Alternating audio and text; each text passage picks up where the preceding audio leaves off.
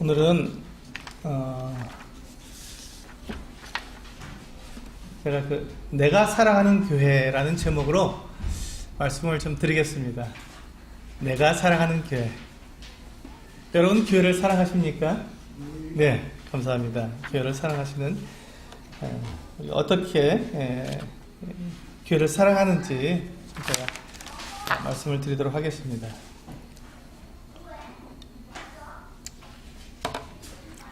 혹시 성도님들 이렇게 우리 예배당에 들어오시면서 예배당 왼쪽에 우리 서수지 교회에 대한 이렇게 안내 간판이 있는 것을 보셨을 거예요. 그걸 자세히 잘 읽어보신 적 있으십니까? 네. 아마 잘 안 읽어보셨을 거예요. 그게 3년 넘게 걸려 있었어도 그 내용을 잘 안 읽어보셨을 텐데, 주보에 보시면 그 내용을 제가 이렇게 적어 놓았습니다. 좀 읽어보시자고 같이 한번 읽어보자고 제가 적어 놓았습니다. 우리 같이 한번 읽어볼까요? 우리 서수지교회가 어떤 교회인지 우리 한번 같이 읽어보도록 하겠습니다. 한 목소리로 같이 읽어보겠습니다. 네, 시작. 서수지 교회는 신약 성경에서 말씀하고 있는 교회의 모습을 따라 모이고 있는 거듭난 그리스도인들의 교회입니다. 두 번째, 시작. 서수지 교회는 매주일 주의 만찬을 행함으로 모든 거듭난 성도들이 하나님께 영과 진리로 예배드리는 참 예배를 실천하고 있습니다. 세 번째, 시작.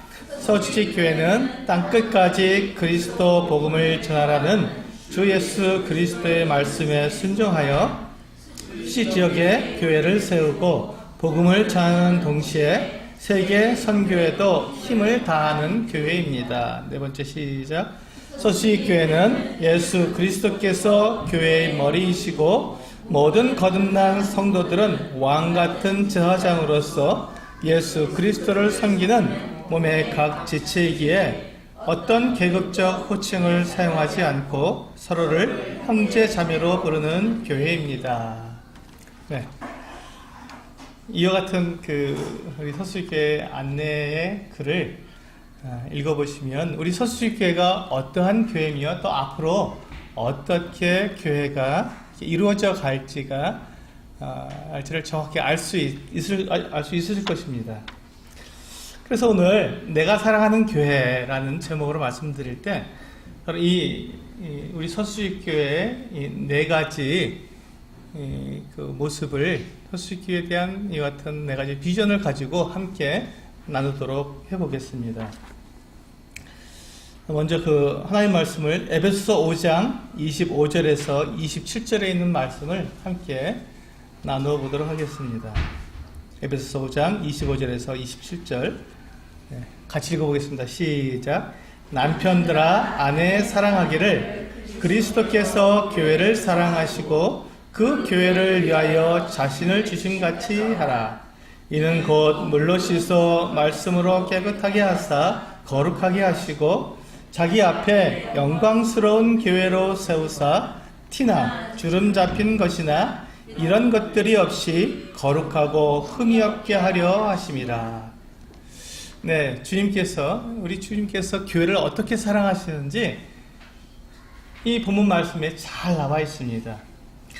그리스도께서 교회를 사랑하시고 그 교회를 위하여 자신을 주셨다라고 말씀하고 있습니다. 그리고 교회를 어떻게 유지하시냐면 물로 씻어 말씀으로 깨끗하게 하사 거룩하게 하시고 자기 앞에 영광스러운 교회로 세우셨다고 이렇게 말씀하셨습니다. 깨끗하게 하십니다. 하나님께서는 우리 주님께서는 교회를 깨끗하고 거룩하게 하십니다. 그리고 영광스럽게 하시는 분이십니다. 그래서 교회가 티나 주름 잡힌 것이나 이런 것들이 없이 거룩하고 흠이 없게 만들려고 우리 주님께서는 계속해서 교회를 깨끗하게 하시고 또 가르치시고 역사하시고 우리 안에서 일하시는 주님의 모습을 우리가 볼 수가 있습니다. 이렇게 말씀하시면서 거기다가 뭐라고 말씀하셨냐면 남편들하고 앞에 이렇게 토를 다셨어요. 그러니까 그리스도께서 교회를 사랑하심처럼 남편들도 아내를 이렇게 사랑해야 한다는 것입니다. 저도 이제 남편으로서, 한 아내의 남편으로서 이제 굉장히 이게 부담스러운 말씀이긴 하지만 그렇게 될 때 교회가 안정되고 교회가 바르게 서갈 수 있다는 것입니다. 가정에서 남편이 아내를 사랑해 주지 않으면 가정이 안정될 수가 없고, 안정될 수가 없으면 또 교회가 이렇게 거룩하고 흠이 없이 세워져 갈 수가 없다는 것이죠. 그래서 우리가 이 말씀을 기억하시면서 정말 남편들은 주님께서 이 교회를 사랑하심처럼 아내를 사랑하셔서 교회가 정말 안정되고 거룩하고 흠이 없고 티나 주름 잡힌 것이 없이 주님 앞으로 주님께로 닮아갈 수 있도록 이렇게 함께 애써 주셨으면 감사하겠습니다. 저는 우리 서수교회를 참 사랑합니다. 성도님들도 사랑하시죠? 네. 왜냐하면 저는 우리 서수교회가 바로 이 성경에서 말하는 교회의 모습을 그대로 추구하고 있기 때문에 저는 이 서수교회를 사랑합니다. 물론 우리가 완벽하지는 않습니다. 네, 우리는 완벽하지 않습니다. 하지만 우리는 이 성경에서 말씀하고 있는 이 교회의 모습을 우리가 그대로 우리가 닮아가려고 최대한 그렇게 나아가는 그 같은 교회이기 때문에 저는 담대하게 우리 서수교회는 성경적인 교회다라고 말씀드릴 수가 있습니다. 우리 서수교회가 그렇다면 이렇게 성경적인 모습을 가지고 있다고 말하는 이유가 뭘까요? 그것은 우리가 말씀드린 것처럼 한 세 가지 정도 말씀을 드릴 수 있는데, 첫 번째로 우리는 주의 만찬을 매주일 하고 있습니다. 주의 만찬을 매주일 하고 있다는 것이 성경적인 모습의 하나입니다. 두 번째로 우리는 복음을 전하고 있습니다. 근데 이 복음이 어떤 우리의 건강을 위한 거나 물질적인 복을 위한 거나 이런 것이 아니라 우리의 죄의 용서함을 받고 영원한 생명을 주는 참 복음, 생명의 복음을 전하고 있기 때문에 우리 서수교회는 성경적인 교회라고 저는 말씀드릴 수 있습니다. 뿐만 아니라 우리가 이 복음을 전할 뿐만 아니라 또 세계 선교에도 우리는 관심을 가지고 있습니다. 그리고 세 번째로 우리는 그 모든 성도들을 형제와 자매로 부르고 있습니다. 어떤 직책상의 어떤 호칭으로 부르지 않고 형제와 자매로 부르고 있습니다. 이것이 성경에서 모든 성도들에게 주신 아름다운 이름이기 때문에 우리는 그렇게 하고 있습니다. 그렇기 때문에 우리 서수교회는 성경적인 모습을 가지고 있는 그 같은 교회라고 말씀을 드릴 수 있습니다. 그래서 우리가 이제 이 한 가지 우리가 행하고 있는 이 모습에 대해서 제가 말씀을 드리면서 왜 제가 이 서수교회를 사랑하는지, 그리고 이 서수교회가 왜 사랑받는 교회로 성장해 가야 하는지를 한번 나눠보도록 하겠습니다. 그럼 우리가 주의 만찬을 행하는 것이, 오늘 방금 우리가 주의 만찬을 나누었는데 주의 만찬을 행하는 것이 왜 그렇게 중요할까요? 왜 그렇게 중요하겠습니까? 그것은 주의 만찬을 통해서 우리는 주 예수님께서 나의 주인이시며 또한 나의 인생을 인도해 가신다는 것을 고백하기 때문입니다.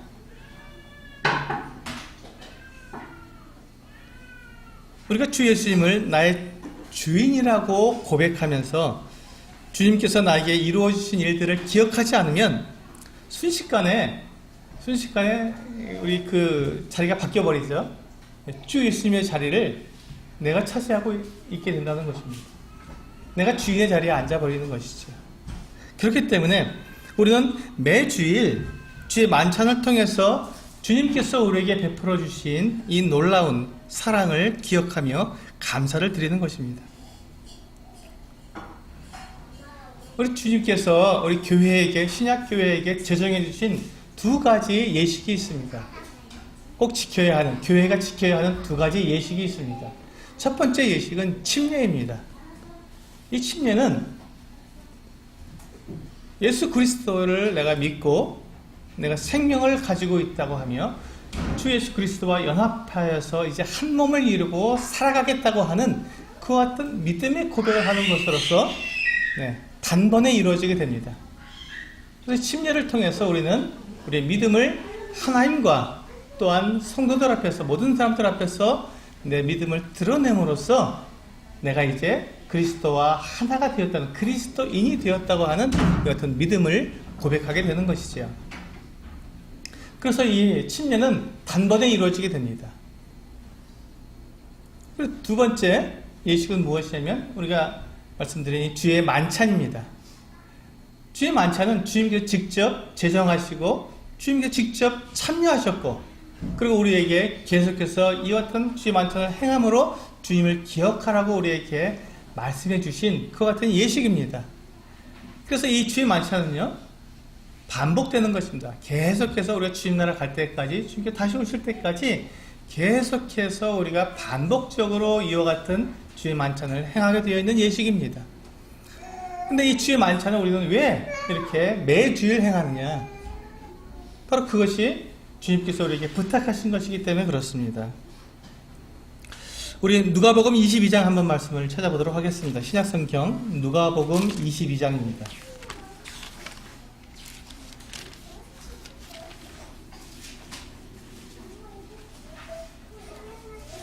누가복음 22장 15절 말씀을 이렇게 보시겠습니다.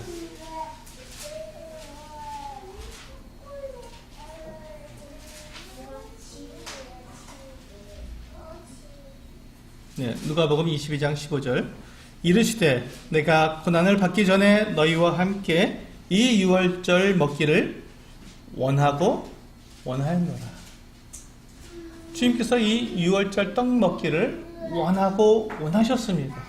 근데 이 주님께서 이 마지막 십자가에 달리시기 전에 이 마지막 유월절 떡 먹기를 원하셨던 그 이유가 뭐냐면, 그 뒤에 보시면 19절부터 보시면, 또 떡을 가져 감사 기도하시고 떼어 그들에게 주시며 이르시되 이것은 너희를 위하여 주는 내 몸이라. 너희가 이를 행하여 나를 기념하라 하시고, 저녁 먹은 후에 잔도 그와 같이 하여 이르시되 이 잔은 내 피로 세운 새 언약이니 곧 너희를 위하여 붓는 것이라. 이렇게 주님께서 떡과 잔을 우리가 지금 나눈 것처럼 동일하게 나누어 주시면서 이것을 행하여 나를 기념하라 라고 말씀하셨습니다.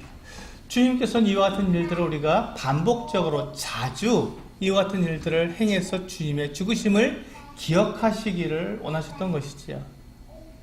그래서 우리는 이 주님의 이와 같은 주의 만찬, 주님의 죽으심을 기억하는 이 만찬을 통해서 주님께서 나에게 어떠한 일을 해주셨으며 내가 과연 누구냐 하는 이와 같은 신분을 이 만찬을 통해서 우리는 알 수가 있는 것이죠. 주님께서 나의 모든 죄를 다 용서하시기 위해서 자신의 그 생명을 내어주셨고 그 피로 나를 사셨다면, 그렇다면 나는 주님의 것이 되었고 주님은 나의 주인이 되셨습니다. 주님이 나의 주인이시기 때문에 우리는 그 주님을, 우리 주님께서 내가 주님이라고 부르는데 이 주님이라고 부르는 것이죠. 주님이라는 말은 그 말 그대로 주인이라는 말입니다. 저희 주인님이십니다. 저의 왕이시며 저의 임금이시며 저의 모든 것이 되시는 분이십니다라고 고백하는 것입니다. 우리가 주님을 주님 하면서 부르면서 주님을 주님의 자리에, 주인의 자리에 놓지 않고 내가 주인의 자리에 앉아서 내 마음대로 살아간다면 그것은 주님을 잘못 부르는 것이죠. 그건 오해하고 있는 것입니다. 그래서 우리가 그렇게 주님의 자리에 내가 앉지 않고 주님께서 나의 온전한 그 주인으로서의 그 자리에 앉아 계실 수 있도록, 그것을 기억할 수 있도록, 그걸 잊어버리지 않도록 하기 위해서 우리는 매 주일 주의 만찬을 통해서 우리는 주님의 죽으심을 기억하는 것입니다.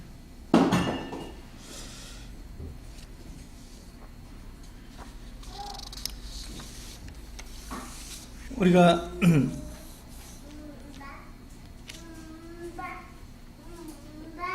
주의 만찬에 참여하는 것은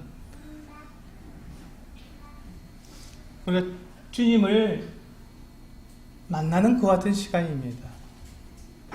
여러분, 주의 만찬은 우리가 주님을 기억하는 시간이지만 또한 주님을 우리가 만나는 시간이기도 합니다. 그래서 그 시간은 우리 주님 앞에 나와 있는 것입니다. 주님께서 떡과 잔으로 당신께서 우리와 함께 계시다는 것을 상징적으로 나타내 보여주시고 계시지 않습니까?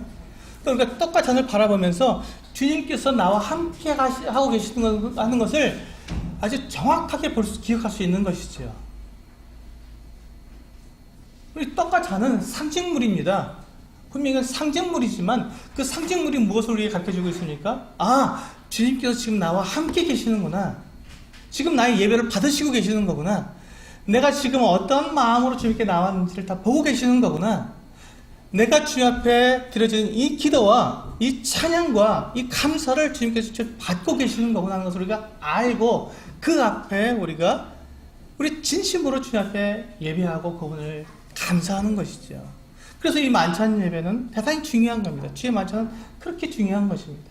이보다 더 주님께서 우리와 함께하고 계시고 주님의 그 임재하심을 우리가 경험할 수 있는 그 같은 시간이 또 어디 있겠습니까? 우리는 주의 만찬 때 주님은 저 멀리 하늘에 계시고 나는 지금 이 땅에 있는 그 같은 시간이 아닙니다. 그렇다면 주님께서 떡과 잔을 우리 앞에 내놓으실 이유가 없었죠. 우리가 주님의 그 떡과 잔을 우리 앞에 진설해 놓고 우리가 그것을 보면서 주님을 기억하는 이유는 지금 이 자리에 주님께서 우리와 함께 계시다는 것을 우리가 기억하도록 하는 것입니다. 주님은 죽으심으로 끝나신 분이 아닙니다. 주님은 부활하셨고 주님 다시 살아나셔서 주님께서 하나님의 아들이심을 분명히 우리에게 보여주셨습니다. 그리고 주님께서 말씀하시는 것처럼 볼지어다 내가 세상 끝날까지 너희와 항상 함께 있으리라고 마태복음 28장 21절에서 말씀하신 것처럼 그 약속을 그대로 지켜주시는 것이지요. 이것이 주의 만찬입니다. 주님께서 우리와 함께하고 계시다는 것을 우리가 경험할 수 있는 이 놀라운 시간. 그런데 우리가 주님을 만나는 이 시간보다 더 급한 일이 우리에게 더 있을까요? 더 중요한 시간이 우리에게 있을까요? 더 큰 일이 있을까요? 주님을 만나는 시간보다.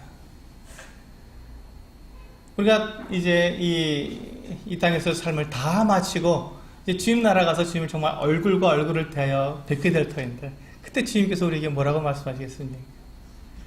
주님께서는 매주일 우리를 만나러 이렇게 우리 예배 시간에 예배 자리에 함께 하셨는데 우리가 이 자리를 비우게 된다면 자주 비우게 된다면 주님을 만날 때 주님이 좀 낯설지 않겠습니까? 주님의 얼굴을 우리가 낯설게 보지 않겠습니까? 만약에 우리가 사랑하는 주님의 얼굴이 낯설다면 그것처럼 우리에게 불행한 일이 더 있겠습니까? 나를 구원하신 그분, 나를 영원한 멸망에서 구원해주신 그분을 내가 낯설게 여긴다면 그것처럼 불행한 일은 없을 거라고 생각이 됩니다. 주님은 우리를 만나러 매주일 우리가 약속하신 대로 주의 만찬 시간에 우리와 함께하고 계십니다. 두 번째, 저는 우리 서수식교회는 복음을 전하는 교회입니다. 우리는 그 성경에 기록된 예수 그리스도의 구원의 복음을 전합니다. 이 세상에는요, 이 복음이란 이름으로 여러 가지 그것들을 전하는 것들을 보게 됩니다. 많은 사람들이 이와 같은 행복과 건강, 물질의 부유함을 추구하는 것 같은 복음을 참 좋아합니다. 그래서 그런 것이 없는, 그런 걸 얘기해 주지 않는 그런 복음은 잘 들으려고 하지 않습니다. 저도 이렇게 많은 사람들에게 만나서 이렇게 복음을 전해보면 특히 나이가 좀 드신 분들은 더더욱더 그렇습니다. 나이가 많이가 들고 이 세상의 여러 가지 삶들을 경험해 보신 분들은 건강한 것, 또 물질적인 축복 이런 것이 없다면 관심을 가지지가 않습니다. 그것이 가장 자기가 추구하는 것이고 그렇게 원하는 것이기 때문에 그렇죠. 그런데 참 복음은 거기에 있지 않다는 것입니다. 참 복음은 거기에 있지 않고 하나님께서 우리에게 말씀하신 대로 영원한 생명, 영원한 나라에 우리의 생명이 놓여 있다고 하는 그 같은 것들을 우리 전해주어야만 그것이 참 복음이고 참 생명의 복음이 되는 것입니다. 예수 그리스도께서 십자가에서 우리의 모든 죄를 다 용서하시고 죽으심으로 우리가 하나님과 화목할 수 있게 되었다. 이것처럼 놀라운 복음이 없습니다. 이것처럼 놀라운 소식이 없습니다. 그리고 주 예수를 믿는 자는 하나님의 자녀가 되는 권세를 얻는다는 이 같은 복음을 전하는 것. 이것이 성경이 우리들에게 약속해 주고 있는 복음입니다. 이것이 성경이 약속해 주고 있는 복음이지요. 그래서 제가 우리 서수익교회가 이 복음을 위해서 어떤 일을 해야 하는가 하는 것들을 좀 말씀을 드리고 싶습니다. 우리 잠언 29장 18절 말씀을 제가 아까 금주 묵상 구절로 같이 읽었는데요. 묵시가 없으면 백성이 방자히 행하거니와 율법을 지키는 자는 복이 있느니라 라고 잠언 29장 18절을 말씀하고 있습니다. 묵시가 없다는 말은 비전이 없다는 말입니다. 비전이 없는 사람들은 방자히 행할 수밖에 없습니다. 자기 멋대로 산다는 것입니다. 자기가 하고 싶은 대로 산다는 것입니다. 비전이 없기 때문에 자기가 나아갈 목표가 없기 때문에 그냥 가만히 앉아서 그냥 누리고 살기를 원한다는 것이죠. 우리는 하나님께로부터 이 복음을, 우리에게 생명을 주시는, 우리가 영원한 생명을 얻게 하는 이 복음을 전하도록 명령을 받았습니다. 우리는 그 복음을 통해서 우리가 구원받았을 뿐만 아니라 이제 그 복음을 다른 사람들에게도 전해야 하는 그 같은 전달자의 역할을 해야 할 그 같은 의무를 가진 사람들입니다. 이것이 바로 우리들의 비전입니다. 우리가 이 땅에 살아있는 목적이 무엇이냐면 바로 이와 같은 복음을 전하기 위해서 우리는 이 땅에 남겨진 사람들입니다. 복음을 위해서 우리는 남겨진 인생들이죠. 이 땅에 살고 있는 것입니다. 그러니까 내가 복음을 전해야 한다고 하는 이 비전을 가지고 있지 않다면, 이 묵시가 없다면, 그렇다면 우리는 방자하게 행할 수밖에 없다는 것입니다. 하나님 보시기에 방자한 거예요. 제 멋대로 행동할 수밖에 없다는 것입니다. 이것이 하나님께서 우리들에게 오늘 말씀해 주시는 말씀입니다.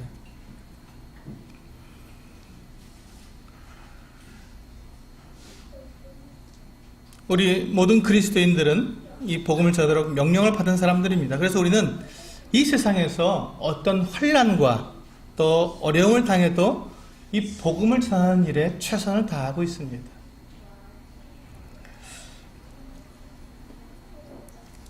여러분 한번 생각해 보시기 바랍니다. 이 세상은 자기들의 이익을 위해서 자기들의 이익을 위해서 어떠한 것들을 광고하고 있습니까? 어떻게 광고하고 있습니까? 여러분 이 사거리에 나가 보십시오. 큰 대로 사거리에 나가서 한번 고개를 들러 보십시오. 거기에 하나님을 알도록 촉구하는, 영원한 생명을 주도록 촉구하는 그 같은 광고를 여러분 보신 적 있으십니까? 없습니다. 없습니다. 여러분들이 TV를 켜서 광고를 보시면 거기서 늘 나오는 광고는 뭐냐면 우리 물건이 참 좋으니 우리 물건을 사십시오 하는 광고들입니다. 이익을 얻기 위해서 사람들은 그렇게 수도 없이 많은 노력을 하고 그렇게 최선을 다합니다. 그게 이 세상에서 우리들에게 보여주고 있는 홍보입니다. 그런데 그들이 말하는 그것이 우리 사람들에게 정말 영원한 생명을 주는 것입니까? 하나님과 화목하게 만들어주는 것입니까? 그렇지 않습니다. 그것은 썩을 것을 위한 것들입니다. 잠시 있다가 사라져 버릴 것이고, 세상에서 말하는 그 같은 물건들을 샀다고 해서 행복한 것이 아닙니다. 행복을 줄 수도 없고 영원한 생명을 줄 수도 없고, 그런데 사람들은 그것을 위해서 자기의 돈을 지불하고 자기의 시간을 지불하고 자기의 마음을 다 뺏기고 그렇게 살아가고 있습니다. 그런데 우리는 지금 우리가 가지고 있는, 우리가 선전해야 되고 우리가 광고해야 되고 우리가 알려줘야 할 것은 영원한 생명을 얻는 것입니다. 영원한 생명을 가지고 있는 이 복음을 우리는 가지고 있는데, 우리는 그것을 전하기 위해서 우리는 어떠한 비전을 가지고 있냐 하는 것입니다. 때때로 우리 서수식교회도 그렇습니다. 지금 이렇게 작은 곳에 이렇게 모여서 사람들에게 우리가 가지고 있는 이 복음을 제대로 알리지도 못하는 그 같은 형편에서 그렇게 복음을 전하고 있다고 말을 합니다. 어렵게 복음을 전하고 있죠. 그렇다면 우리가 어떻게 이 복음을 전할 것인가에 대한 우리 비전을 가질 필요가 있다는 것입니다. 정말 어떻게 하면 우리가 이 복음을 전할 수 있을까? 우리는 하나님께서 그리스도인들에게 너희 땅끝까지 가서 모든 민족에게 복음을 전하라고 하셨습니다. 그런데 우리가 어떻게 지금 대한민국에 살면서 어떻게 땅끝까지 가서 복음을 전할 수 있겠습니까? 불가능하지요. 불가능하기 때문에 하나님께서 우리에게 어떻게 하셨냐면 이 수지에 교회를 이렇게 세우게 하시고 여기에서 이 수지 지역에 살고 있는 사람들에게 복음을 증거하라는 것입니다. 그리고 또 다른 사람들은 또 다른 곳으로 보내시겠죠. 분당에도 있고 수원에도 있고 또 대전에도 있고 대구에도 있고 또 외국에도 수도 없이 많은 교회들을 하나님께서 세우셔서 각 처에서 복음을 전해서 하나님께서 말씀하신 대로 땅끝까지 모든 사람들에게 복음을 전하고 있는 것입니다. 그렇다면 우리 서수지교회는 어떠한 비전을 갖게 됩니까? 하나님께서 이 수지에 교회를 세우셔서 여기서 우리가 복음을 전하게 하셨다면 이 수지 지역에 살고 있는 사람들에게 효과적으로 복음을 전해야겠구나. 그들을 위해서 우리가 하나로 연합하고 그들에게 우리가 복음을 전하는데 최선을 다해야겠구나. 이것이 우리가 가져야 할 비전이라는 것입니다. 이것이 우리가 가져야 할 비전입니다. 만약에 우리가 이 수지 지역에서 복음을 전하고 있다면 하나님께서 기뻐하실 것입니다. 그리고 우리가 지금 현재 내가 어디에 살고 있든지 어떤 상황에 있든지 그게 중요한 것이 아닙니다. 주님께서 나를 이 수지교회의 한 지체로 부르셔서 여기에 함께 주님 섬기도록 부르셨다면 이제 우리는 동일한 사명을 받은 것입니다. 이 수지 지역에 있는 하나님을 알지 못하는 영혼들에게 이 참복음, 생명의 복음을 증거하도록 하는 이 사명을 우리는 부여받은 것이죠. 이 사명을 주님께서 우리가 행할 수 있도록 하시기 위해서 하나님께서는 우리들에게 능력을 주십니다. 성령을 통해서 우리에게 능력을 주시고 또 우리 성도들이 함께 모여서 우리가 함께 성경을 배우고 또 우리 교제할 때마다 성령께서 우리에게 힘을 주시고 능력을 주시는 것을 깨닫게 하십니다. 그래서 그것으로 우리는 이 지역에 있는 사람들에게 복음을 전해야 한다는 것입니다. 우리가 이렇게 함께 모여서 우리끼리 서로 예배드리고 우리끼리 교제하고 그것으로 끝이라고 된다면 그것은 하나님의 이 사명을 알지 못하는 자들이고 이 사명을 수행하지 않는 것이고 그것은 비전이 없는 것이며 비전이 없기 때문에 우리는 방자하게 우리끼리 그냥 하나님과 전혀 상관없이 그렇게 살아가는 사람들의 모습으로 나타날 수밖에 없다는 것입니다. 우리는 비전을 가져야 합니다. 이 수지 지역에 복음을 전해야 한다고 하는 이 비전을 가져야 합니다. 그것을 위해서 우리는 부르심을 받은 사람들입니다. 이 서수지교회로 우리가 함께 모이도록 하나님께 부르심을 받은 사람들입니다. 그래서 우리는 기도해야 합니다. 그리고 최선을 다해야 합니다. 어떻게 하면 여기에서 복음을 전할 수 있는지 우리는 최선을 다해야 합니다. 그래서 우리는 함께 모여서 기도도 하고 예배도 드릴 뿐만 아니라 성경을 우리가 배우기도 하고 또 우리가 전도하는 시간도 가지기도 하고 이 여러 가지 것들을 통해서 내가 그 같은 비전을 가지고 행할 수 있도록 주님은 나를 부르신 것입니다.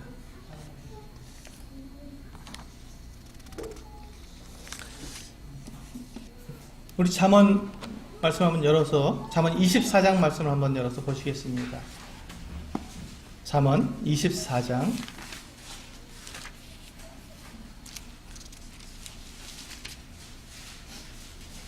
11절과 12절입니다.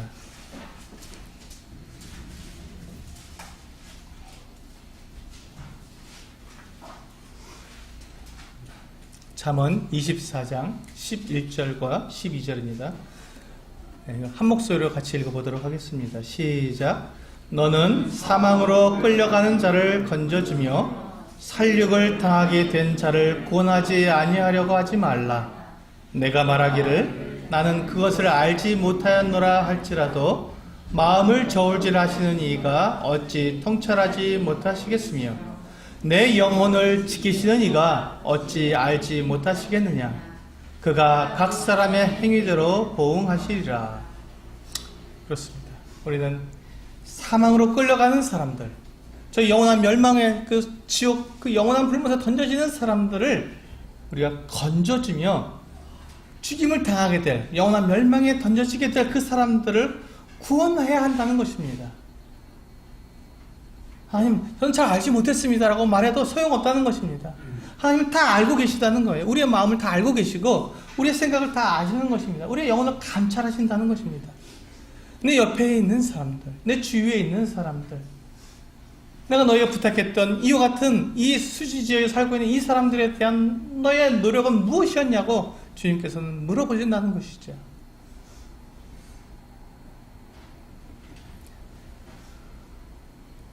그래서 우리는 이 수지지역에서 우리 교회에게 맡기신 이 사명을 완수하기 위해서 최선을 다해야 할 것입니다. 만일 우리가 이와 같은 사명을 이루면서 이 사단에게 사로잡혔던 사람들을 건져내서 주님께로 인도해 올 수만 있다면 그것은 무엇입니까? 우리가 사단과의 전쟁에서 우리는 승리하는 것입니다. 우리는 이 땅에서 사단과 싸워서 우리는 이겨야 할 사람들입니다. 승리를 쟁취해야 될 사람들입니다. 그것이 어떻게 하면 됩니까? 우리는 보이지 않는 사단과 우리가 전쟁할 수가 없지 않습니까? 우리가 할 수 있는 일은 사단에게 속해 있는, 사단에게 빠져 있는 그 사람들을 주님께로 인도하는 것, 그것이 바로 사단과의 전쟁이고 사단과 싸워서 이기는 것입니다. 우리가 그 사람들을 주님께로 인도할 수만 있다면 우리는 승리하는 삶을 살아가게 될 것입니다.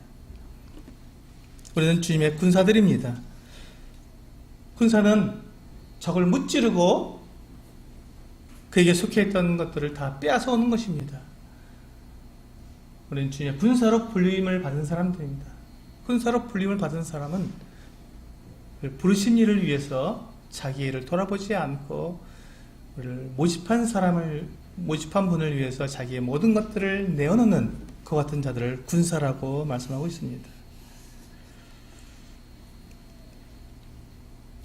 그런데 우리가 이런 것에 전혀 관심이 없이 그냥 세상 사람들처럼 먹고 마시고 있고 누리는 것에만 관심을 가지고 살아가고 있었다면 그는 병들었든지 아니면 성령이 없든지 그 중에 한 사람일 것입니다. 그렇다면 그가 병들었든지 성령이 없든지 간에 그가 해야 할 일은 회개해야 하는 일입니다. 돌이켜야 하는 일입니다. 하나님께로 돌이켜야만 하는 일입니다. 그래야 그에게 하나님의 얼굴빛을 볼 수 있는 그 같은 소망이 있습니다.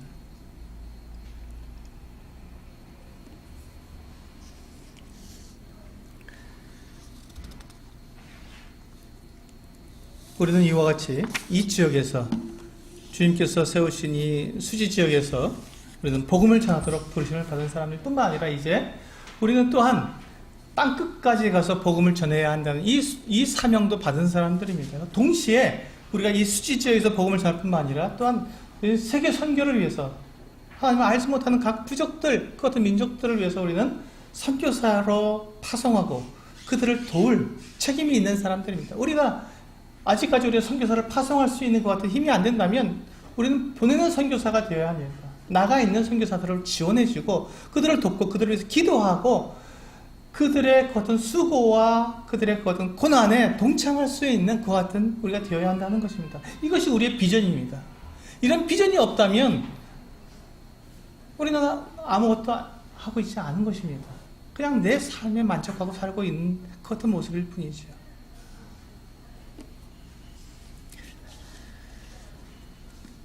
이렇게 우리는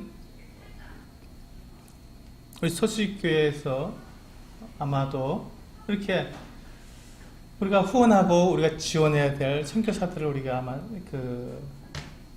살펴보고 또 우리가 정해서 그 같은 분들을 돕고 기도하자고 알려드릴 것입니다.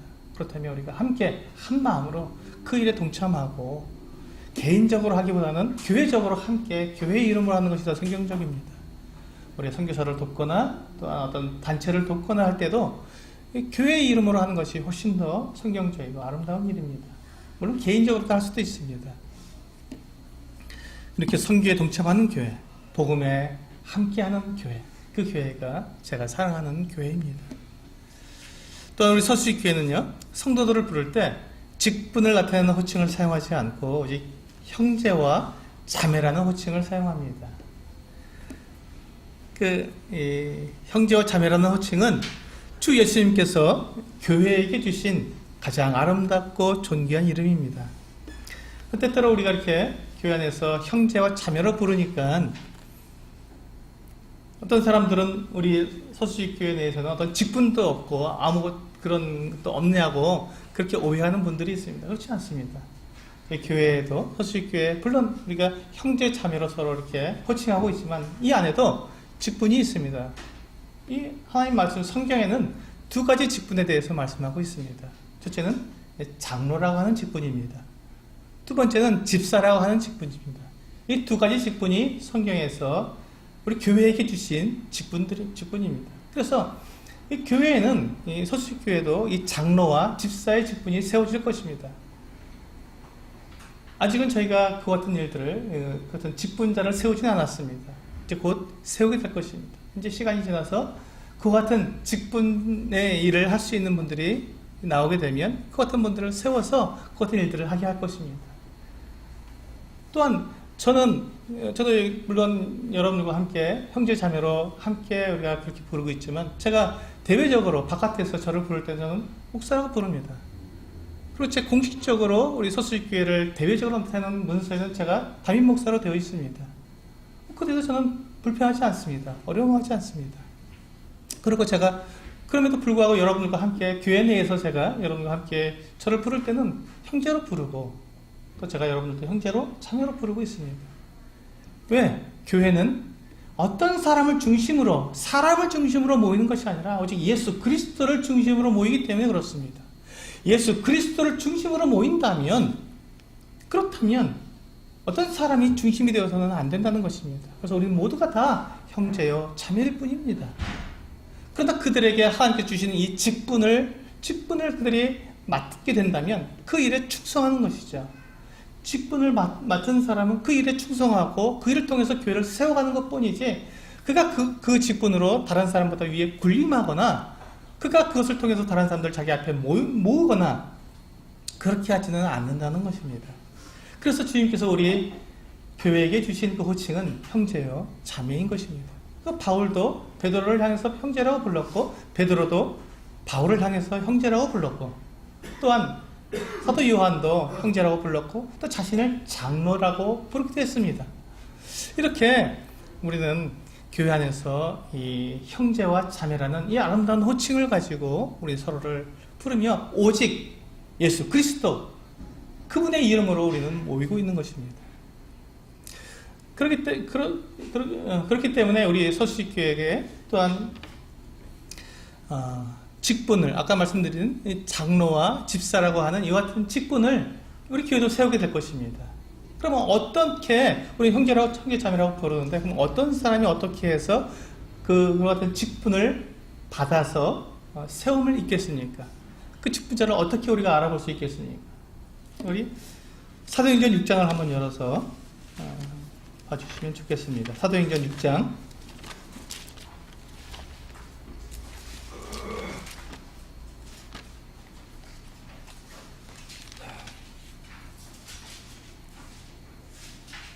3절입니다.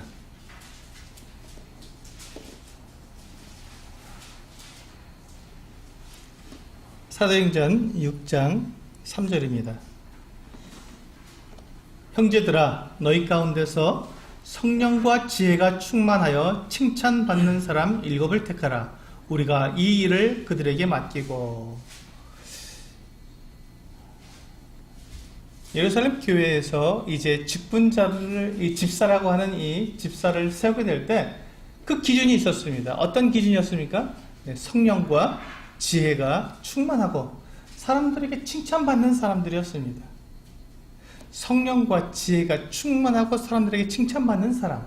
이것이 바로 이 직분을 맡을 수 있는 자격입니다. 뿐만 아니라 우리가 뒤에 보면 디모데전서에서도 말씀하고 있고 디도서에서도 말씀하고 있습니다. 그 직분자들의 어떤 자격들 자세히 말씀하고 있죠. 그런데 그것을 한마디로 압축해서 말씀드린다면 바로 이 같은 말씀입니다. 성령과 지혜가 충만하며 사람들에게 칭찬받는 사람들입니다. 그 같은 사람이 교회가 그 같은 것들을 분별해서 그 같은 사람들을 세우게 될 것입니다. 한번 생각해 보시기 바랍니다. 교회 안에서 여러분들이 이렇게 우리 그 성도들 가운데서 주님을 섬기고 있는 모습들을 보면서 누가 성령과 지혜가 충만하며 사람들에게 칭찬받는 사람인지 알아보지 못할 것 같습니까? 그렇지 않습니다. 다 알아볼 수 있습니다. 얼마든지 알아볼 수 있죠. 만약 교회가 그와 같은 사람을 알아보지 못한다면 그 교회는 영적으로 죽어 있는 교회입니다.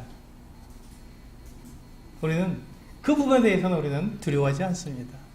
성령과 지혜가 충만한 사람, 그리고 사람들에게 칭찬받는 사람을 우리는 얼마든지 알아볼 수 있습니다. 그래서 그렇게 알아본 사람들, 만약에 그런 사람이 없다면 우리가 그냥 성령과 지혜가 충만하고 사람들 칭찬받는 사람이라고 생각해서 딱 떠오르지 않는다면 여러분 그건 아직 그런 그 직분자가 나오지 않은 것입니다. 근데 억지로 세울 필요가 없습니다. 우리는 때때로 그 같은 유혹을 받습니다. 나하고 가까운 사람, 나하고 친한 사람을 직분자로 세우고 싶어하는 우리 사람들이니까 그 같은 유혹을 받기가 쉽습니다. 그러나 그것도 아닙니다.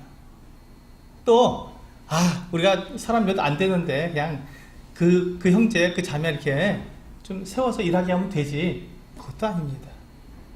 성경에서 말씀하고 있는 이 기준에 맞지 않으면 세울 수가 없는 것입니다. 그런 맞지 않는 사람을 세워서 우리는 교회가 얼마나 많은 폐해와 얼마나 많은 어려움을 겪었는지, 그것은 상처를 보게 되었는지, 그런 경험들을 가지고 계신 분들이 꽤 있을 것입니다. 저도 그렇습니다. 그렇기 때문에 교회가 직분자를 세울 때는 반드시 성령과 지혜가 충만하며 사람들에게 칭찬받는 사람, 그리고 모두가 다 그걸 인정할 수 있는 사람, 그 같은 사람을 세우는 것입니다. 아무나 막 세우는 것이 아니고, 나하고 친하다고 세우는 것이 아니고, 그래서 그 같은 사람이 우리 교회 가운데서 일어나도록 우리는 기도해야 합니다. 그리고 그 같은 사람을 알아볼 수 있도록 우리는 우리의 영의 눈을 닫게 해야 하는 것이죠.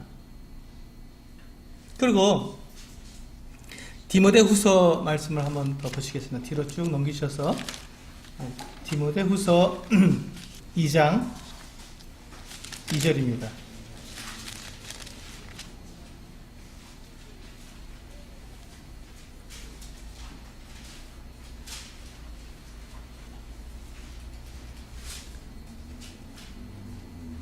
디모데후서 2장 2절 제가 읽어드리겠습니다. 또 내가 많은 증인 앞에서 내게 들은 바를 충성된 사람들에게 부탁하라. 그들이 또 다른 사람들을 가르칠 수 있으리라. 여기 보시면 사도 바울이 이제 디모데에게 부탁하고 있는 그 같은 말씀이 있습니다. 그것은 내가 다른 사람을 세울 때 어떤 사람을 세우냐면, 이미 바울은 앞에서 디모데 전서에서 이미 그 장로와 집사를 세우는 그 기준을 말씀해 주셨고, 그 중에서도 내가 어떤 사람들에게 이것을 부탁하냐면 충성된 사람에게 부탁하라는 것입니다. 충성된 사람.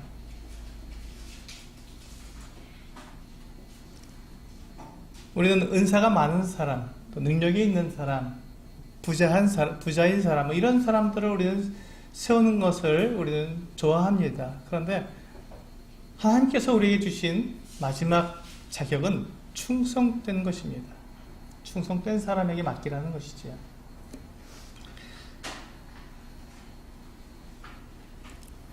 이 충성되다는 것은요,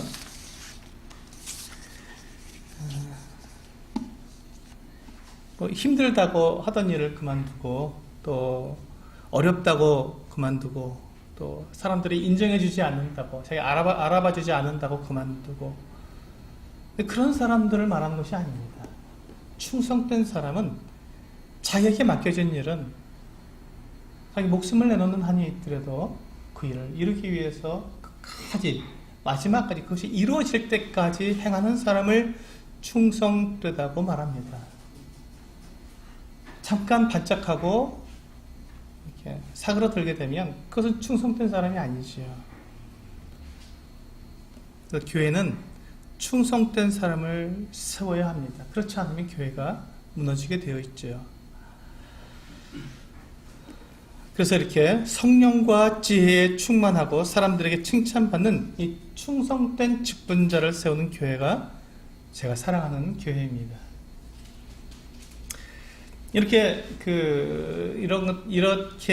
제가 우리 교회 입구에다가 우리 서수교회를 소개하는 이와 같은 것들을 적어 놓았는데 한 가지를 더 추가하고 싶습니다. 한 가지. 그 한 가지가 무엇이냐면요. 그것은 우리 서수교회는 주님의 다시 오심을 기다리는 교회입니다. 라고 적고 싶습니다. 여러분 거기다 좀 적어주시면 좋겠어요. 여기 밑에다가 서수교회는 주님의 다시 오심을 기다리는 교회입니다. 라고 적어주셨으면 좋겠습니다. 주님의 다시 오심을 기다리는 교회입니다. 제가 사랑하는 교회는 이 세상에 소망을 둔 어떤 교회가 아닙니다. 제가 사랑하는 교회는 이 세상에 소망을 두지 않고 주님의 다시 오심을 기다리며 하늘나라에 소망을 둔 그 같은 교회입니다. 우리는 이 세상에서 영원히 살지 않습니다. 또한 이 세상도 영원하지 않습니다. 언젠가 주님께서 이 세상을 다 불태우실 것입니다. 이 세상은 더 이상 존재하지 않을 것입니다. 그리고 하나님께서 새 하늘과 새 땅을 우리를 위해서 창조하실 것입니다. 그리고 우리는 그 새 하늘과 새 땅에서 우리는 또한 영원히 살아가게 될 것입니다. 그 새 하늘과 새 땅은 지금 우리가 살고 있는 이 땅과 다릅니다. 지금 우리가 살고 있는 이 땅은 저주를 받은 땅이며 이 땅은 영원하지 않고 일시적인 잠시 있다가 사라질 세속적인 것 같은 세상입니다. 그리고 여기에 소망을 둔 사람들은 어떻습니까? 이 세상과 함께 멸망하는 것입니다. 잠시 있다가 사라져 버리는 것이죠. 그러나 새 하늘과 새 땅, 하나님께서 우리를 위해서 다시 준비해 놓으신 영원한 세상은, 새 하늘과 새 땅은 영원한 세상이며, 그것은 지금처럼 이렇게 우리가 아프고 괴롭고 힘들고 고통스럽고 눈물이 있는 그 같은 것이 아니라 영원히 주님과 함께 영원히 행복한, 고통도 슬픔도 눈물도 없는 완전한 곳임을 우리는 믿고 있습니다. 그래서 그곳에 우리의 소망을 두고 살아가는 것입니다. 그것이 주님의 다시 오심을 기다리는 교회의 모습입니다. 새하늘과 새 땅을 사모하는 사람들은 결코 이 땅이 주고 있는 그 어떤 지혜와 이 땅이 주고 있는 생존 방법, 살아가는 지혜를 따르지 않습니다. 우리는 하늘나라 시민권을 가진 사람들이기 때문에 하늘나라에 맞는 가치관을 가지고 하늘나라에 맞는 영원한 그 어떤 생명의 방법으로 우리는 살아가게 됩니다. 때때로 우리는 이 세상에서 우리는 나그네처럼 살아가야 한다고 말씀을 드리고 싶습니다. 나그네처럼. 나그네는 이 땅에 많은 것을 모아두지 않습니다. 그리고 우리가 가야 할 본향에 하늘나라에, 저 하늘에 우리의 보물을 쌓아두는 사람들이지요.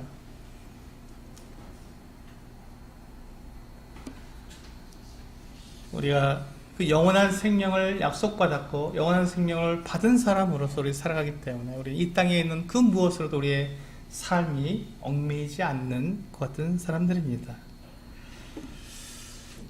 제가 우리 서수교회에 대해서, 비전에 대해서 말씀을 드렸습니다. 제가 살아가는 이 교회, 또 이 서수교회가 그 같은 교회가 되기를 원합니다. 정말 성경에서 말씀하고 있는 그 같은 아름다운 교회, 성경적인 교회의 모습을 가지고 그렇게 성장하며 그렇게 나아가는 그 같은 아름다운 교회가 되기를 저는 바랍니다. 우리는 그 같은 일에 우리는 충분한 주님께로부터의 어떤 능력과 또한 은사들을 받은 사람들이 모였습니다. 그렇기 때문에 저는 그 같은 소망이 저에게 있습니다. 우리는 그것을 넉넉히 이루어갈 수 있으며 우리가 그 비전을 향해서 우리가 하나가 될 수만 있다면 우리는 하나님께서 사랑하시는 교회, 또 내가 사랑하는 교회, 여러분들이 저와 동일하게 내가 사랑하는 교회라고 말할 수 있는 그 같이 아름다운 교회의 모습으로 서수교회가 성장해 나갈 수 있다고 저는 믿습니다. 내가 사랑하는 교회는 성경적인 교회이며 주의 만찬을 통해 주님을 예배함으로 예수 그리스도께서 나의 주인이심을 고백하는 교회이고 참 복음을 전하며 특히 이 수지 지역에 교회로서 이 지역에 복음을 전하기 위해 합력하고 애쓰는 그 같은 교회입니다. 그리고 세계 선교를 위해서 함께 힘쓰는 교회입니다. 우리 가운데 선교사로 나갈 수 있는 분이 있다면 가장 좋고, 그렇지 않다면 선교사를 돕는 그러한 교회가 되기를 원합니다. 그리고 서수지교회는 직분적 호칭을 사용하지 않고 형제 자매로 부르고 있습니다. 그래서 성경에서 정해주신 기준에 따라서 성령과 지혜가 충만하고 사람들에게 칭찬을 받으며 충성된 사람을 성령님의 분별하심을 따라서 세워 일하게 하는 그 같은 교회입니다. 그리고 마지막으로 주님의 다시 오심을 기다리는 교회입니다. 주님은 이 고난과 악으로 가득 찬 이 세상에 우리를 두시지 않고 우리를 데리러 오실 것입니다. 그리고 주님의 다시 오심을 기다리며 이 세상을 나그네로 살아가는 그런 교회이기에 저는 이 교회를 사랑합니다. 그리고 우리 서수지 교회가 그렇게 성경적인 교회로 드러나서 이 세상 가운데 빛과 소금의 역할을 감당할 수 있기를 기도합니다. 다시 기도하시고 마치도록 하겠습니다.